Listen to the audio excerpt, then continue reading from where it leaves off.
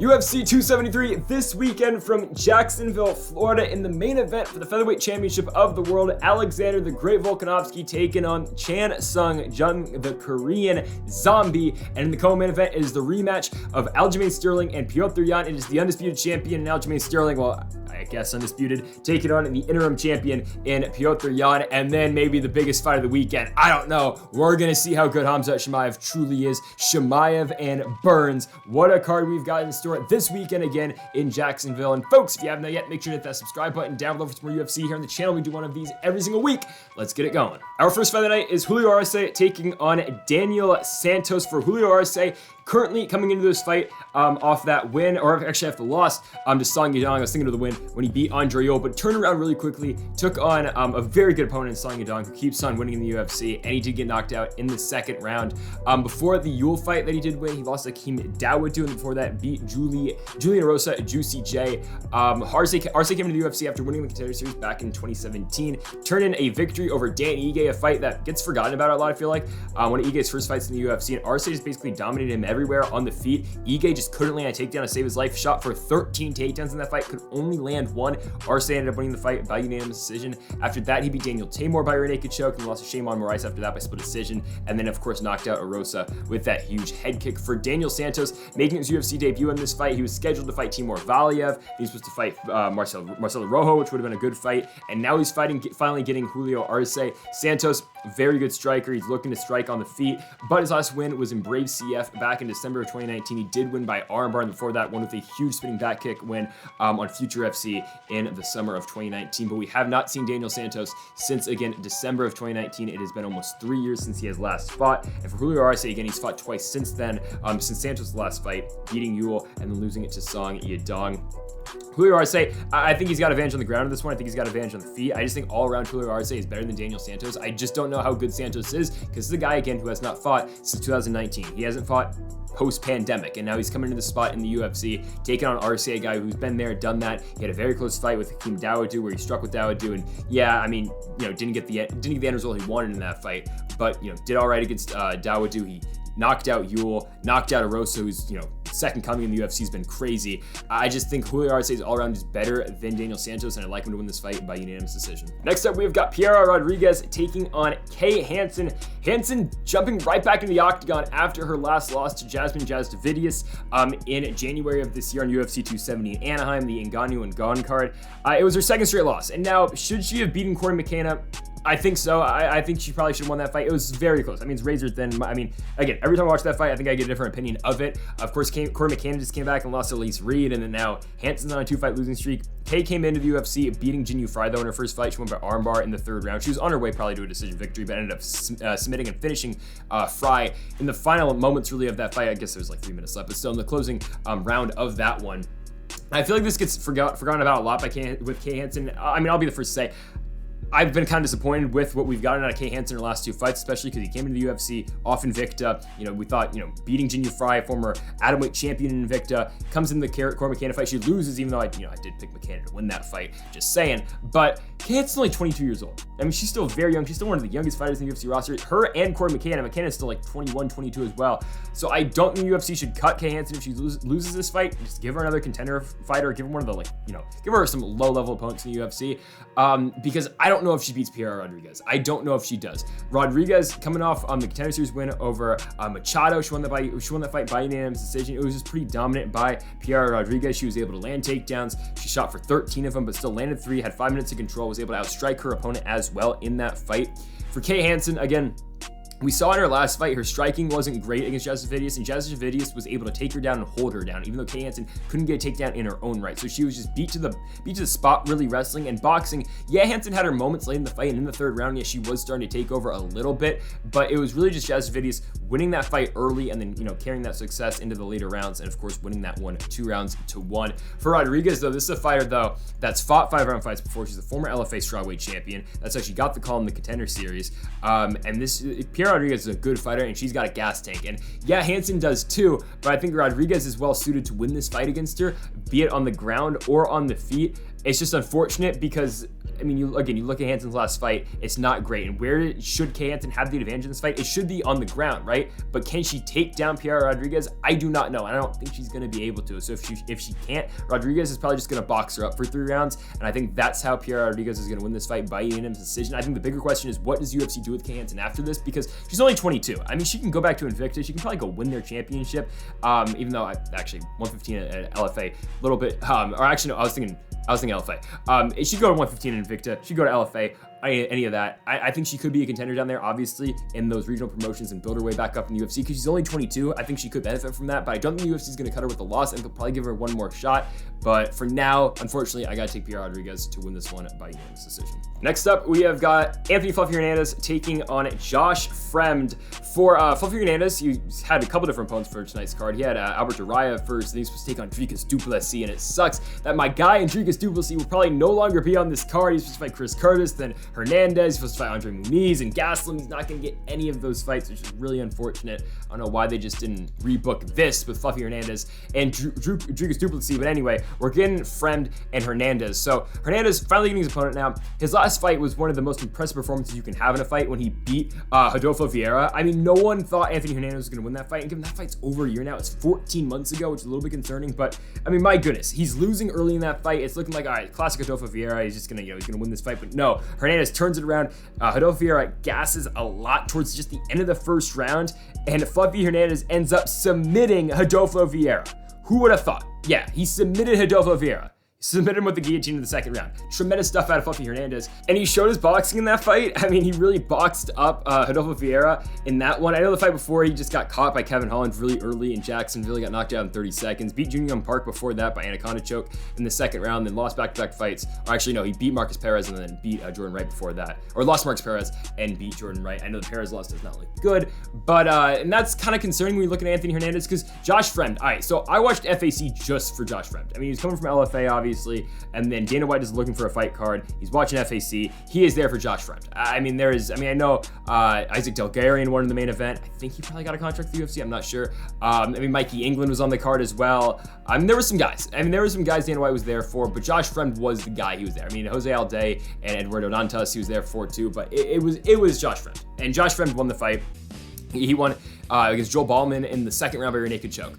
Josh Fremd's always going to go for the finish. I mean, he comes down in the first round and it's a sprint for Josh Fremd. He's either looking for the knockout, he's looking for his submission. He's trying, wherever he thinks he's got the advantage, he's going for it. And the fight with Anthony Fluffy Hernandez, it's probably on the feet because Fluffy Hernandez got really good jiu-jitsu. And I know, again, he did get subbed by Marcus Perez, which does get a little bit concerning if you are backing Hernandez in this one. But I think if he's able to get out of the wrestling attack with Josh Fremd and the pace and the pressure that Josh Fremd does put on, he will be able to win, but it's a very close fight. Like, don't get me wrong, this is one of the tougher ones to pick on the entire card because there's some fights here where, like, even on the main card, like, we'll get to them, but, like, there's some fights that are pretty easy to pick, or, like, there's, like, a consensus pick on a lot of them. This one's tough because I could see both worlds. I know Josh Fremd got knocked out by Gregory Rodriguez, but Anthony Hernandez isn't going to be the guy that's going to knock him out. If anything, Fremd's going to be looking to knock out Hernandez, or Hernandez is looking for a submission. It's an incredibly close fight. I could see this one going really either way. Ever so slightly, though, I'm going to be taking Anthony Fluffy Hernandez. I think Fluffy Hernandez can beat Josh Fremd. I think he's going to have the advantage on the ground. I think he will be able to, last what Fremd will give him on the feet. And I think Hernandez is going to win this one. I think he's going to get it done by decision. I think the ground control time will be important for Fluffy Hernandez. I think that's how he gets the victory. I want Anthony Fluffy Hernandez to beat Josh Fremd by decision. I know he's only got one in his career, but I think he's going to pick up number 2 here. Next up at heavyweight is Alexei Oleinik taking on Jared Vanderaa. So Vanderaa jumping right back in there. And originally this was supposed to be Oleinik taking on his opponent from a couple weeks ago, and Ilir Latifi. Of course, Latifi had to pull out twice. The first time on the Columbus card, he had an illness, and then I don't know what happened the second time around. Maybe he's just not ready to fight. His cardio, his conditioning's all off. This fight might be on the main card, which is kind of crazy, but I don't know the exact order. I'm just going off of Tapology for now. Card order could change. I think Fluffy Hernandez and Fremd could probably be higher on this card as well. But for now, Oleinik and Vanderaa, and this is interesting because Jared Vanderaa hopping right back into the octagon. Vanderaa is very active. He fought 3 times in 2021. It's going to be a second fight in 2022, excuse me. He fought Andrei Arlovski, his first fight of the year. I don't know how anyone scores that fight for Vanderaa. I thought it was pretty obvious 2-1 for Andrei Arlovski in that fight, but Vanderaa holds his own. He wins a round, but still loses by split decision. He lost to Alexander Romanov before that, and I mean, that's probably the biggest comparison to Alexei Oleinik. I know Romanov and Alexei Oleinik are different points in their careers right now. Obviously, Romanov is, climbing the ranks. He's going to fight Tanner Boser, and I don't like that fight at all for Boser. But, and Romanov, classic. I mean, not really classic. Romanov's trying to go in there, trying to smash his opponents. He's trying to take him down, beat him up any way possible. That's a big guy who used to fight super heavyweight. He cuts down in 265. Alexander Romanov is a huge dude. Now, Oleinik, not that big. He's kind of smaller for a heavyweight, but the style of fights that they will fight, that's exactly what Oleinik's trying to do. He's trying to drag you to the mat. He's trying to get you down. The thing is, Jared Vanderaa has got pretty good wrestling. I know he got taken down 5 times by Romanov and 3 times by Spivak, but his takedown defense isn't horrible. It's not bad, but when he fights these top guys and these elite level grapplers in this weight class, then it does start to deteriorate. And that's what we saw the Spivak fight. And I wouldn't call it, I guess Spivak's Spivak is an elite wrestler, elite grappler at 265. Romanov definitely is. And Alexei Oleinik's that guy as well. But the thing with Alexei Oleinik is he's never been the best at getting takedowns. Can he take down Jared Vanderaa? That's the question in this fight, because we can talk about how Vanderaa ate a lot of damage in the Arlovski fight. He ate a lot of damage in the Romanov fight, and now he's coming back and he's fighting quickly, taking on Oleinik. Alexei Oleinik's not knocking anybody out in the UFC. It's just a fact. It's not happening. Alexei Oleinik does not get knockouts, right? He's gotten 8 in his entire career. He's lost more times by knockout than he's gotten knockout wins, and the guy's had 76 pro fights. Okay, and he's a heavyweight, so he's not looking to do that. He's got 46 submission wins on his record for a reason. If Alexei Oleinik's going to win this fight, it's going to be by submission. My thing is, can he get Jared Vanderaa down? Because if he can't, Vandeera's gonna box him up. And I'm not the biggest Jared Vanderaa guy. I don't think he's the greatest, but watch the Justin Tafa fight. That guy can box. And Tafa's got a chin on him. And Tafa, went 3 rounds with him, but Vanderaa 8 big shots from Tafa. He threw him back, won 5 tonight. It was a crazy fight. Tafa's a huge dude too. He missed weight at heavyweight once. So that's the fight that shows you, okay, Vanderaa can strike, but it's all dependent on the takedowns. It's all dependent if Alexei Oleinik can get the fight to the ground. Because if Alexei Oleinik can get the fight to the ground, I think it's going to be kind of a replication of the Spivak fight and the Romanov fight. The Spivak fight was ugly too. There's a Chris Tione let him die fight. Ever so slightly, Alexei Oleinik's going to win this fight. I'm going to take him here at -105. Currently the slight underdog in Oleinik. I do like him to beat Vanderaa. I was happy they got him this fight instead of Latifi, because I thought Latifi was just going to be able to out-wrestle Oleinik throughout their entire fight. I like this one, though, for Oleinik. Taking on Vanderaa on short notice, I think this is good. I think he's going to be able to take him down. I think he'll take him down in the first round, know his pathway to victory, and then in the second, I think Oleinik will be able to get a submission. I like a second-round submission win here for Alexei Oleinik, getting back on the winning track at, again, at 44 years old. Yeah, 44, picking up win at number 60, finally. Next up, we've got Vince from Pichel taking on Mark Madsen. For Mark Madsen, and picking up the win, the close win over Clay Guida in his last fight. I thought he won pretty handily. I thought he won 2-1, but split decision win over Clay Guida on the Cannonier and Gaslam card. It was not the typical Mark Madsen fight. Well, no, it kind of was. I mean, it was close boxing. He couldn't get the fight down, so it was Mark Madsen just boxing up his opponents. So actually, no, I take it back. It was not the classic Mark Madsen fight, because the classic Mark Madsen fight is the fight that he beat Austin Hubbard in. 8 takedowns, he went 8 for 12, 8 minutes of control time. That's what Mark Madsen is always trying to do in his fights. Obviously, he's a very good wrestler. You saw that in his first fight in the UFC as well. I mean, that's what Mark Madsen wants to do. He wants to close the distance. He wants to get the takedown. He's the Olympian for a reason. That's why his nickname is the Olympian, because Olympic wrestler. He wants to get fights to the ground. And he wants to finish him down. They're fighting at a Fight Ready MMA. Of course, we're going to see another fighter later on this card who's fighting in the main event, who's challenging for a championship, fighting at a Fight Ready MMA as well. Marco Madsen, though, again, the game plan is so simple. It's trying to take the fight down, trying to keep his opponent down. Can he take down Vince Pichel and keep down Vince Pichel? Because they're 2 older guys, too. I mean, Madsen's 37. He's never lost in the UFC, never lost in his pro career, but he got into MMA pretty late, in his life, I guess, because he wrestled, of course, all the way through 2012, finally got an MMA, or actually wrestled all the way through 2016, and finally got an MMA seriously in 2018. So pretty young in the sport, he is still in Madsen, but Vince Pichel's put on together a 3-fight winning streak since 2019. He beat Roosevelt Roberts, then beat Jim Miller, then beat Austin Hubbard. Vince Pichel is doing pretty well for himself right now. The problem with Vince Pichel is he gets taken down at will. Like, guys are able to take down Vince Pichel pretty easily. I mean, Austin Hubbard took him down 4 times, and yeah, it's the same Austin Hubbard that got taken down 8 times by Mark Madsen. Jim Miller was still able to take down Vince Pichel at this point in Jim Miller's career. Roosevelt Roberts was able to take him down, and I know Pichel won all 3 of those fights, but if you allow Mark Madsen to take you down, it's going to be a long night on your back, right? So Gregor Gillespie took him down 7 times, and I think Gillespie's a better wrestler than Mark Madsen. Well, not straight up wrestler, but MMA wrestler. I would take Gregor Gillespie, just all around his game's better than Madsen, but Gillespie's able to land takedowns on him. It's just been more recently. Vince Pichel has been taken down at will. And yes, Pichel's striking's good. I mean, that's how he beat Hubbard. That's how he beat Miller. That's how he beat Roberts. And it's the same game plan here against Madsen. If he can keep the fight standing, he's gonna win. It's a boxer versus a wrestler in this one, because Pichel is going to have to strike to win this fight. He's gonna have to keep this fight on the feet. If he can't, Madsen's just gonna take him down. He's gonna keep him down. I'm gonna go the latter. Just what I've seen out the last 3 fights, or last 4 fights out of Pichel, it's been taken down by Gillespie, it's been taken down by Roberts, taken down by Miller, taken down by Hubbard. And I know he's been kept down as much as he was in the Gillespie fight, rather than the last 3 that he just had. But still, I gotta take the wrestler here. I gotta take the guy who's 2-time Olympian in Mark Madsen. I gotta back him here. I think Mark Madsen's gonna go out there. I think he's gonna be able to land takedowns and keep down Vince Pichel. I'm taking him a plus money. Really like this one. Mark Madsen by decision. And it's time for a Mickey Gall fight. Here we go. Mickey Gall is back. Hey, Mickey, you're so fine. I'm not gonna send the rest. All right, so Mickey Gall taking on Mike Malott. I mean, in Mickey Gall's last fight, what did we expect? I mean, why did they give him Alex Morono? I don't know, but hell, he went 3 rounds with a pretty good guy, Morono. Morono did knock him down in that fight, but it was a better fight than what I thought we were gonna get out of Gall. Like the Mike Perry fight, I thought Perry was just gonna dominate Mickey Gall, which he kind of did, but Gall went around in that fight. Like, Gall held his own. So I always think we think Mickey Gall is horrible, which, I mean, he's not the greatest, but I mean, I look back at the Diego Sanchez fight every single time I think about Mickey Gall, but he's not as bad as we think he is. Like the Jordan Williams fight, okay, he ended up beating Jordan Williams. And Jordan Williams the best UFC guy? No, but he was able to get him down. He's able to submit him, right? And Mickey Gall, if he does anything well, his striking is still like horrible. Like Mickey Gall still can't strike. Like, and that's been a thing. Like, if he struck with CM Punk, okay, he'd beat CM Punk. But like Mickey Gall's striking is still not very good. Mickey Gall has one objective in every single fight. It's land a takedown and keep the fight on the ground. That's a problem when Mickey Gall's a guy who 27% takedown accuracy. That's tough for a guy who's jiu-jitsu expert, I guess I would say. Mickey Gall. I don't know, the Morono fight sucked, but again, he was supposed to lose Morono. He beat Jordan Williams, which showed, hey, he's still like a UFC kind of caliber guy. Taking on Mike Malott, and if Mike Malott should win this fight.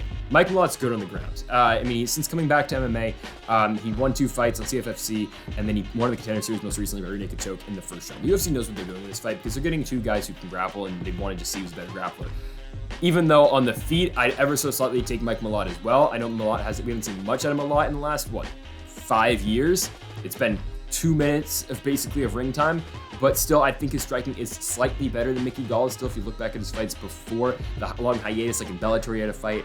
He fought Kim Dawodu in World Series of Fighting as well. So, I mean, I think Malott is able to. I think he would be able to outstrike Gall in this fight, but honestly, I don't think we're going to get there. I just think this fight's going to end up on the mat. I think Mike Malott's a superior grappler, and I like Mike Malott to go in there. I think he'll win by decision. I'm taking another actually, no. Mickey Gall fight. No, I'm taking Mike Malott by submission. I don't think Mickey Gall's ever been subbed so far in his career. I think Mike Malott's that first guy to do so. I think he is. I feel good about Mike Malott winning this fight. I think he's just all around. He's better than Mickey Gall on the feet, on the ground. Mickey Gall's 30 years old, and he still fights like he did when he entered the UFC.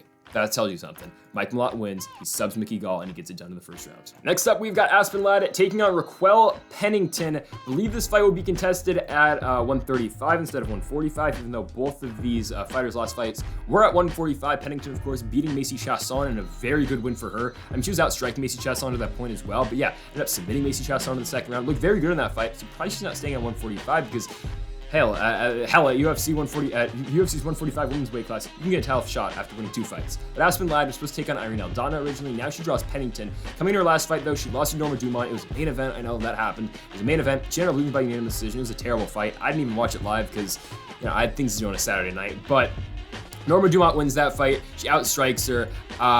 Nothing really happened. Dumont landed a takedown. Ladd couldn't get the fight at the ground. She was 0-for-5 on her takedowns, but still, eventually, when they engaged in the clinch, Ladd did have some, points in that fight where she did reverse. She did have top control in that one, but it wasn't enough. Ladd ended up losing that fight. I had it 4-1 Dumont. I see 3-2 Dumont as well, but yeah, Norma Dumont wins that fight.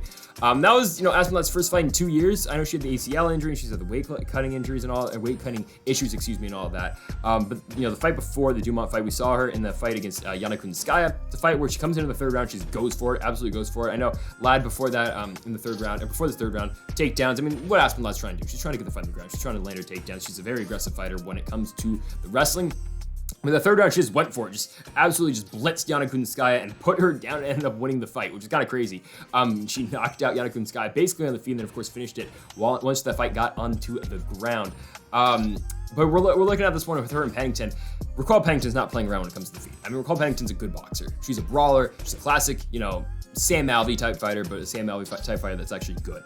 And, Raquel Pennington's only got one win by knockout in her UFC career, or entire career, excuse me, 4 by submission. That's besides the point. I mean, that doesn't really matter. It's that Raquel Pennington will always bring it. She's always in your face. She's bringing constant pressure. And for Aspen Ladd, that's going to be tough for her to deal with. I really think it's going to be. Because, yeah, Ladd's going to try to avoid that and try to get the fight to the ground. But Raquel Pennington's takedown defense isn't horrible. I mean, 64% in the UFC. Macy Chasson took her down once, but she popped back up to her feet, excuse me. Kianzad took her down. Renault took her down, but she didn't really have too many problems after that. I mean, because she just got back up and she, reversed that positioning against Renault. She boxed her up for the rest of the fight. I just think stylistically, this is really tough for Aspen Ladd. Just because I don't think she's going to be able to land that takedown. And I like Raquel Pennington to keep this fight standing. I like her constant pressure on the feet. I just think the pressure out of Pennington, it's going to make it really tough on Aspen Ladd. I really like Pennington right now. Plus money, plus 165. Give me that all day long. I know the record is salty. She's 13-8, but look at the types of fighters that Raquel Pennington has fought in her career in the UFC. I mean, you want me to read them? Holly Holm, Irene Aldana, Drain Duranmi, Amanda Nunes, Misha Tate, Betch Correia, Holly Holm again, Jessica Andrade, Roxanne Modafferi, Kat Zingano, Leslie Smith. I know the last two were in Invicta, but still, she's fought some very tough fighters. I like Raquel Pennington to beat Aspen Ladd. Another day in the office for her. She wins this fight by unanimous decision. Another clash of styles, and I feel like this card is kind of built around those types of fights. It's Jairzinho Rozenstruik and Marcin Tybura. This fight is very simple to break down, and it's really, do you trust the power of Jairzinho Rozenstruik, and do you trust the takedown defense of Jairzinho Rozenstruik, or do you trust Marcin Tybura to, mix it up a little bit in the striking, clinch with Jairzinho Rozenstruik, make him tired, and try to drag him into deep waters late in the fight? Because that's essentially what this fight is. Honestly, this is what this fight is. Tybura's got him better. Don't get me wrong. I remember there was a place in time before he fought Maxime Grishin, I'm on the record saying, God, I hate watching Marcin Tybura fight. It's just clinch, grapple, occasional takedown, punch, takedown. Tybura's not a fun fighter to watch. And is he now a fun fighter to watch? I wouldn't say he's all that much, but he's made improvements since the Grecian fight. The Grecian fight was boring. He just took him down 3 times and kept him down. He won a decision. The Ben Rothwell fight was good, and Ben Rothwell, the King of Kenosha, is now out of the UFC. I mean, future Eagle FC heavyweight champion probably. You're going to see Ben Rothwell and Junior Dos Santos rematch probably very soon in Eagle FC, or, Bellator, maybe Ryan Bader and Ben Rothwell, Czech Congo, Ben Rothwell, Fedor Emelianenko. Give me one of those, eh? Verdum and Ben Rothwell and PFL. There's some fun fights for the King of Kenosha. I'm just saying. But Tybura comes in there, just boxes up Rothwell. And yeah, he got one takedown, but Tybura's showing, okay, I can start boxing with some of these guys. Greg Hardy. He boxed with Greg Hardy. I know he took him down once, but he was willing to stand there and trade with Greg Hardy. And Tybura is showing improvements in this game. The Walt Harris fight now, he was in trouble in the Walt Harris fight. Harris was throwing bombs. He was rocking Tybura until Tybura landed that one takedown. It's all it took. He got Walt Harris to the ground and started unloading with the ground and pound and ended up winning the fight. And they gave him Alexander Volkov, and that's just a tough fight for everyone in the weight class. Tybura shot 16 takedowns. He didn't drag it down at Volkov on one of those. He was 0 for 16. Volkov ended up outstriking him, beating him by unanimous decision. Again, though, this is completely dependent on Biggie Boy's takedown defense. I can talk at will about Biggie Boy's past fights in the UFC. I can talk about his entire career in pretty great detail too. I mean, I've seen all of these fights. He knocked out Junior Albini in the second round of his first fight in the UFC. He knocked him out with a head kick. He beat Alan Crowder after Alan Crowder was coming off the win over Greg Hardy by DQ, but he knocked him out in 9 seconds in the Zombie Moicano card in Greenville, South Carolina. He knocked out Andrei Arlovski in 30 seconds in Madison Square Garden, UFC 244. He called out, he wanted to fight, he wanted to turn around quickly, so he got Alistair Overeem after Overeem was supposed to fight Walt Harris. Harris withdraws. Rozenstruik fights Overeem. Overeem is, doing his thing on the ground. He's going to win the fight, even though Rozenstruik is holding his own on the feet, but still, he's getting tired at the end of the fight. Rozenstruik throws a big bomb, though, after he gets it from a takedown. Knocks out Overeem, wins the fight. He fights Francis Ngannou after that. He's the only guy that's ever called out Francis Ngannou in the history of time, and he still wants that rematch against Ngannou. I mean, Biggie Boy's a madman. He gets knocked out by Ngannou in 20 seconds. The classic windmill method out of Ngannou. Biggie Boy then turns it into a win after losing to Ngannou. Comes in, relatively short layoff. He beats Junior Dos Santos, but given this is a JDS that's at the past his prime, he fights Gall after that. Cito Gall picks him apart. He beats Augusto Sakai in the first round after that, and then he loses to Curtis Blades most recently at UFC 266. Blades was able to take him down and able to outstrike him as well, put on the volume on him. So Biggie Boy hits hard. We know that. We know he hits very hard. If he's able to connect on Tybura, he's going to be able to put him out. I mean, we've seen Tybura. He has been knocked out before in the UFC. I go back to, I guess he got knocked out by Derek Lewis. He got knocked out by Shamil Abdurakhimov. Augusto Sakai was able to do it as well. I believe there's one more, if I'm not mistaken. But, he, guys are going to be able to put away Marcin Tybura, and they're going to be able to knock him out. It's just, again, can you do that before he shoots for your legs and before he gets your legs and before he grapples with you and clinches with you throughout the entire fight? That's the question. Ever so slightly, I think Jairzinho Rozenstruik is going to be able to knock out Marcin Tybura. I don't think Tybura is going to be able to get him to the ground. I think Rozenstruik's takedown defense isn't the greatest, but when you look at the guys he is getting taken down against, though, it's some of the best guys in the world. Cyril Gane, who, okay, maybe wrestling-wise, just pure wrestler isn't the greatest, but it's the threat, the striking, and the ever so suddenness of Gane taking him down, which makes Gane tough to deal with. Curtis Blaze, he's the best wrestler in the weight class. And then and then Overeem, which, okay, I mean, Alistair Overeem, though, he can get things done on the ground if he needs to. I don't think Tybura is going to be able to consistently do that throughout this fight. I think Rozenstruik's going to get to him first, though. And I like Jairzinho Rozenstruik to come in there, knock out Marcin Tybura early. Biggie Boy first round KO. Let's give him the win. -150. Hammer that line all night. So I'm very glad the UFC is giving Ian Garry a fight like Darian Weeks. And no disrespect to Darian Weeks. I think this guy's good. I mean, you watch the Brian Barberena fight, and then you watch what Barberena just did to Matt Brown. It's a close fight. Matt Brown maybe should have won that fight. But anyways, I mean, like, you see what Darian Weeks did in that fight. He was, in Barberena's face. He was willing to go to war with Brian Barberena, and that's what he did. He just stood there and he traded with him. That's the type of fight we should be giving Ian Garry here. And it's not a guy that's at the top of the weight class who's, Ian Garry should be fighting these types of guys, right? Coming over from Cage Warriors, I know he's a welterweight champion over there. And then they gave him Jordan Williams. And Ian Garry didn't look great in the first round. I mean, until he did look good, until he knocked him out, obviously. But Ian Garry in that first round was getting kind of pieced up by Jordan Williams, a guy who just, lost to Mickey Gall. But still, Garry eventually finds his footing and then knocks him out at the very end of the first round. Ireland's own Ian Garry, the crowd goes wild. He's the next big star of Ireland, right? Which he might be. I mean, Ian Garry's this guy can be very good in the UFC. I really have high hopes for him. But the Jordan Williams fight, at least the beginning of that fight, was definitely scary, like 100%. He's got to be able to pick his shots at the right time against Darian Weeks, because Darian Weeks will bring it to him. Darian Weeks is one of these guys who does not play around. He's willing to get into a war. He's willing to throw everything he's got left in the tank in the first round. He's trying to get rid of Ian Garry, but we saw in the Barberena fights that, hell, this guy can do this for 3 rounds.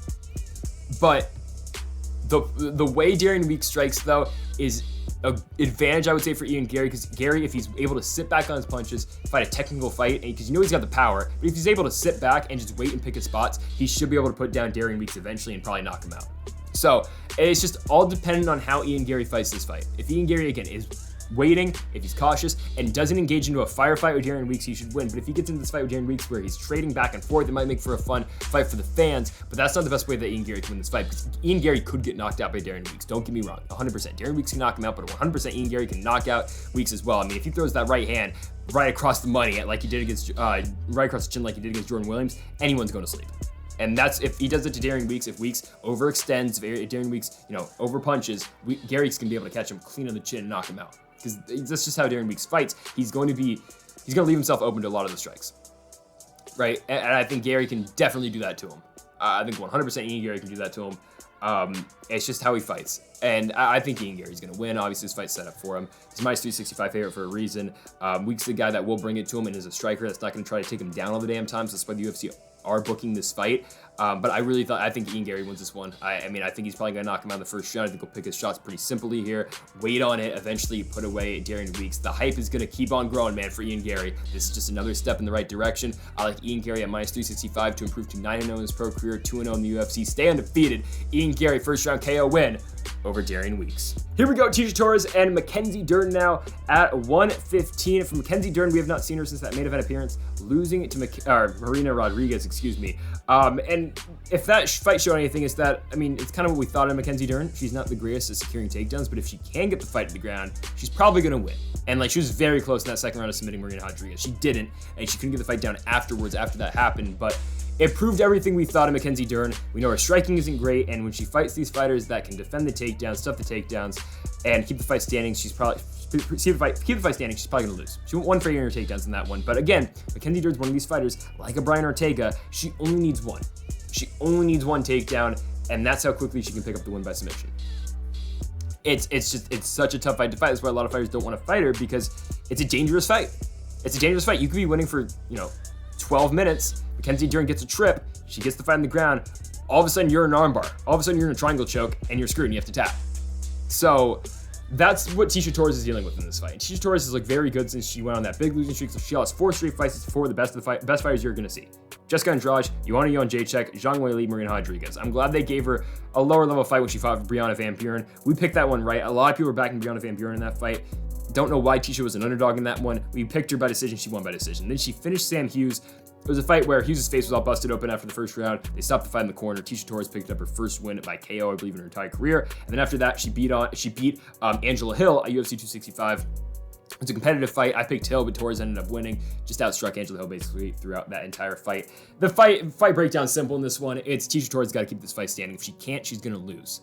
And like it's so true in this fight more than any other fight. Mackenzie Dern is that good on the ground, but on the feet she's terrible. Like Mackenzie Dern can't strike. That's a fact. She's like she's a little bit better than Ben Askren on the feet, but she's like sort of like that. But if she's got 5 seconds on the ground, she can lock you into anything. So that's why Mackenzie Dern's fights are so tough to pick.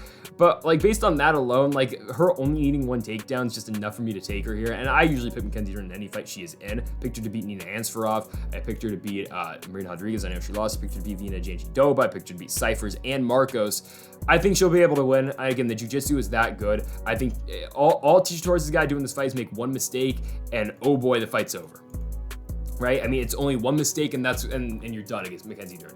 Mackenzie Dern only needs to get this fight down once. She only needs to get 1 takedown. She only needs to get 1, trip in the clinch. She's just got to do that once. She's got to pull guard once. Maybe, Torres does something stupid like Randa Marcos and follows Mackenzie Dern to the ground, right? Something like that. She just needs one of those things to go her way, and she's going to submit Tecia Torres. I like Mackenzie Dern to win this fight. Submission in the first round. I think she will find that way and that pathway to getting the fight down. And I think Mackenzie Dern's going to beat Tecia Torres by submission. I think she gets it done in the first round. Okay, now it gets serious. Here we go. These next 3 fights are crazy. I'm so excited for these next 3. Here we go. Gilbert Durinho Burns, Khamzat Chimaev. Okay, I took these odds from yesterday. They were minus 590 Chimaev. They're plus 425 Burns. I believe it's even greater odds now for Khamzat Chimaev. This fight started off as even. So this was minus 110, and now it's minus 590. It's probably more now for Khamzat. That's crazy. That's some crazy stuff right there. Because this is a guy who's 10-0, his best wins the Leech Li Jingliang, and he's fighting a former title challenger in Gilbert Burns who's coming off a win over Stephen Wonderboy Thompson. That's crazy, because that's how good Chimaev is. But is he as good as Gilbert Burns? That's the question. I think Gilbert Burns is getting no respect from Vegas right now. I think he's getting no respect from the fans. I think Gilbert Burns has a serious chance to win this fight. I know he's older, he's 35. I know his chin isn't the greatest. He was knocked out by Dan Hooker, which is a little bit concerning. He got knocked out by a jab from Usman. Wonderboy almost knocked him out with one of the 5 strikes Wonderboy landed in that fight. And Wonderboy's not known for his, fight-ending power, and Stephen Thompson almost knocked him out. But I really want to see how good Khamzat Chimaev is here, because we are going to find out truly how good Chimaev is in this fight. Because the guys we've seen him fight, he beat John Phillips. Okay. Where is John Phillips now? He got him with a dart choke in the second round. John Phillips I don't even think landed a strike in that fight. John Phillips has not fought since lost to Jun Young Park, and he's out of the UFC.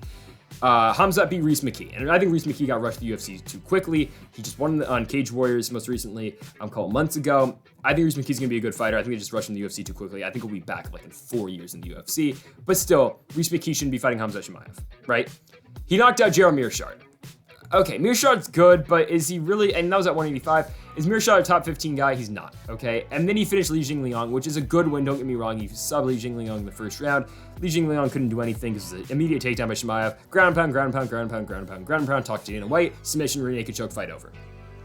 That was that fight against Li Jingliang, okay? But Gilbert Burns has got really good jiu-jitsu. He's a world champion jiu-jitsu player. He's never been subbed in his career, right? He's got 8 submission wins to his name. He hasn't got one in the UFC since Mike Davis, though, back in Tampa on the Jacare Hermanson card, which is a little concerning. I think it was in Tampa. I know it was in Florida.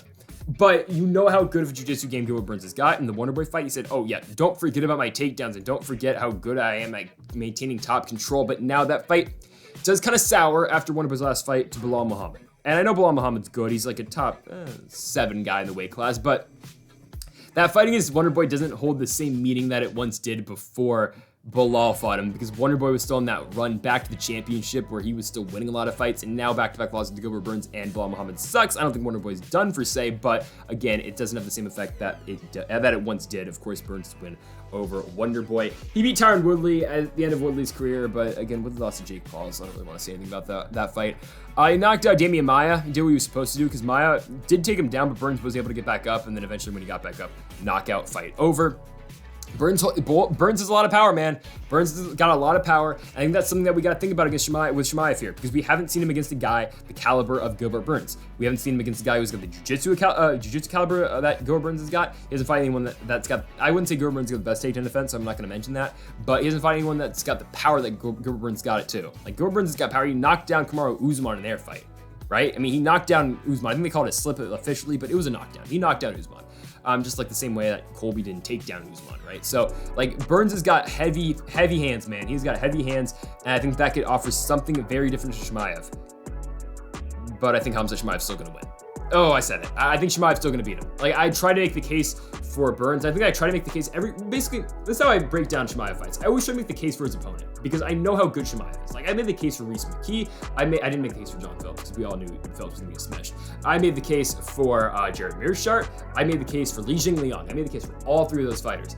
But I still didn't think they were going to beat Hamzat, and I don't think Gilbert Burns is going to beat Hamzat as well, because if you got knocked out by Dan Hooker, and I know he had an accumulation of strikes in that fight against Dan Hooker. I know he did. I know he had a lot of shots against Dan in that fight.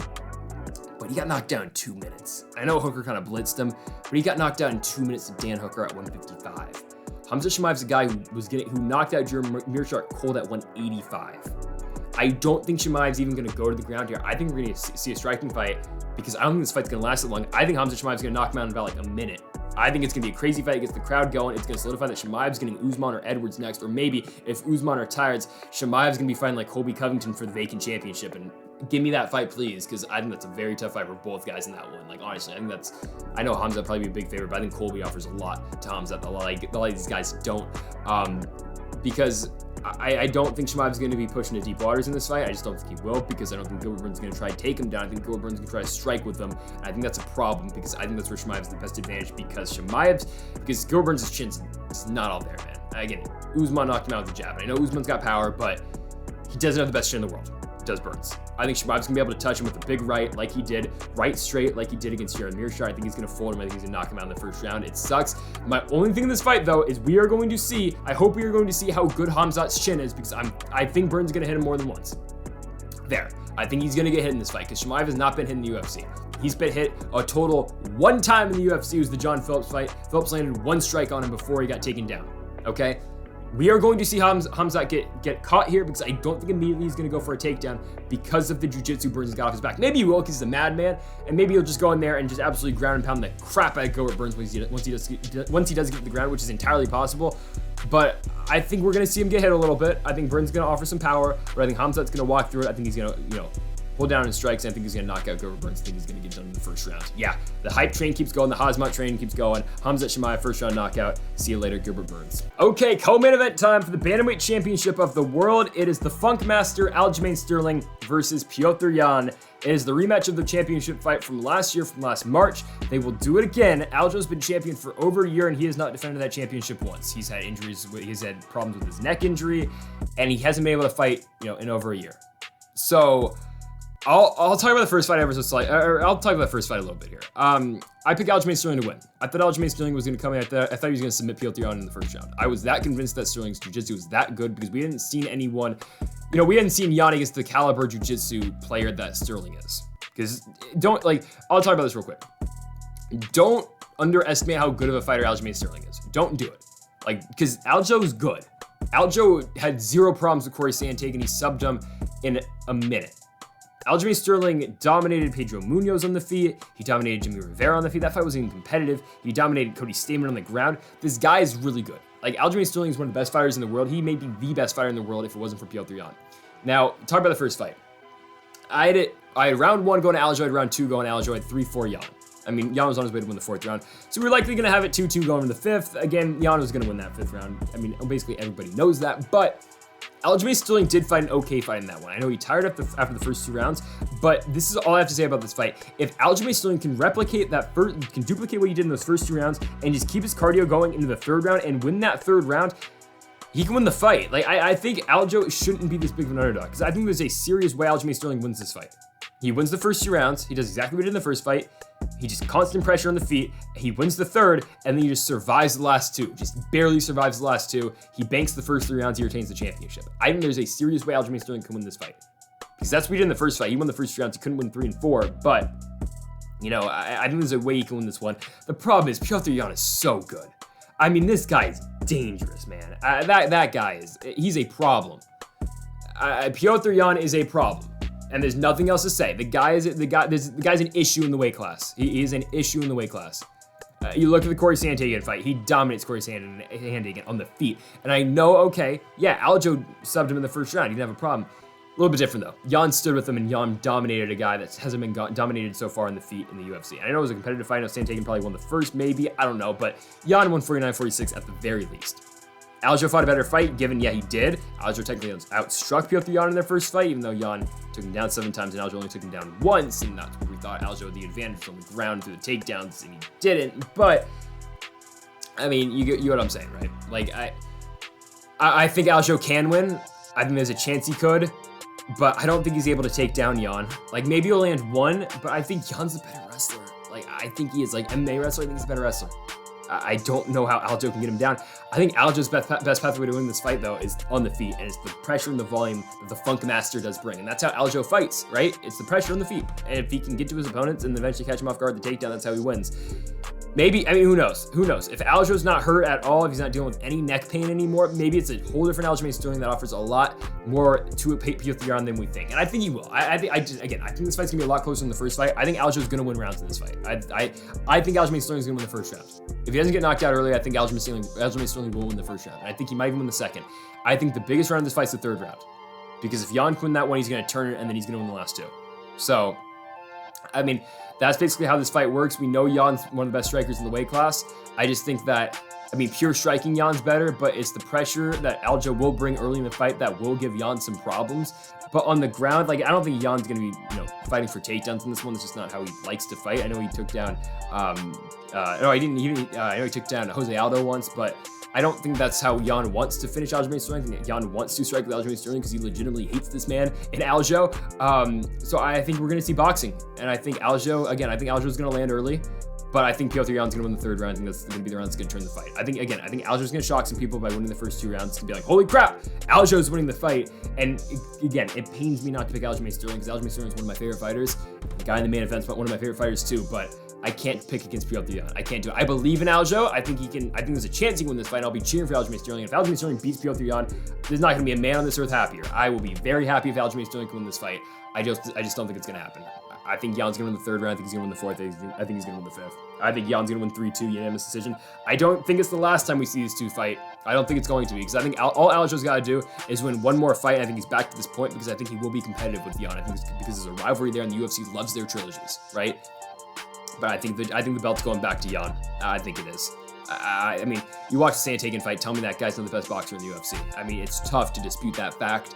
Again, Aljo's pressure will give him some problems, but in the end, I got to go with Piotr Jan to regain the championship. I think he beats Aljo. There's a reason Jan's a minus 490 favorite. With no threat of the takedown from Aljamain Sterling, I don't think Aljo's going to be able to take him down. So that's the best part of Aljo's game. You saw the Corey Sandhagen fight. That's the best part of his game, is the takedowns and the jiu-jitsu. If he's not able to do that against Jan, what does he got to do? He's got to out-pressure and out-volume Jan. And I think that will work to win rounds. Is it enough to win the fight, though? I don't think so, because Aljo does not have that fight-ending power that Jan does have. And Jan, again, is more of a volume guy, but does have more power than Aljo. Aljo can't knock him out, so he's going to have to be perfect for 15 minutes to at least bank 3 rounds. I just think that's so tough for the guy. I don't think Aljamain wins. I'm going Piotr Jan to regain the championship. He gets it done by unanimous decision and new in our co-main event.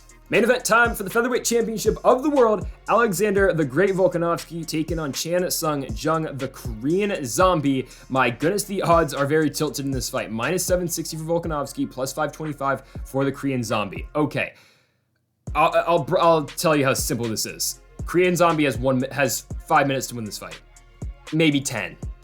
I don't think Zombie can win a 5-round fight against Alexander Volkanovski where he goes into decision. I don't think he can. I know he's training at a fight ready now. Certainly. Henry Cejudo is going to be in his corner, right? I mean, he's got a whole training camp dedicated to him with Cejudo and all of that. That's great and all. I think Cejudo is a very good coach. But truly, I mean, that's how good Alexander Volkanovski is. You look at the Brian Ortega fight. He had no problems in that fight, with the exception of the submission threat, right? With the exception of the submission threat where he got caught in the guillotine and got caught in the dart, or the kind got caught in the darts, but it was really the guillotine and the triangle in that round. Other than that, he didn't have any problems. 214-88 is the final strike total for Alexander Volkanovski. And it's not like, oh, Zombie's going to catch him in something, going to takedown, and he's going to submit him right away. No, it's not going to happen. If Zombie wins, it's going to be by a knockout. It's going to be by a brutal knockout in the first round. It's possible. Don't get me wrong. I've seen crazier things in MMA. Korean Zombie's got so much power. He's got fire in his hands, and he can really, really put somebody away. Like, you look at the Moicano fight. You look at the Dennis Bermudez fight. You look when he finished Poirier. I know he submitted him, but he was rocking Poirier on the feet before he took him down. You look at the Mark Hominick fight. Zombie's got crazy power. But when you look at the Zombie that we got in the Dan Ige fight, what tells you that the Zombie in the Dan Ige fight can beat Alexander Volkanovski? And that's tough, because again, Zombie's one of my favorite fighters too. Him and Aljo, I love those two guys. But what in the Zombie Ige fight tells you that that guy's gonna go out and beat the greatest featherweight in the world right now, who beat Max Holloway twice? Because Dan Ige's touching Zombie on the feet. Ige's winning portions on that fight on the feet.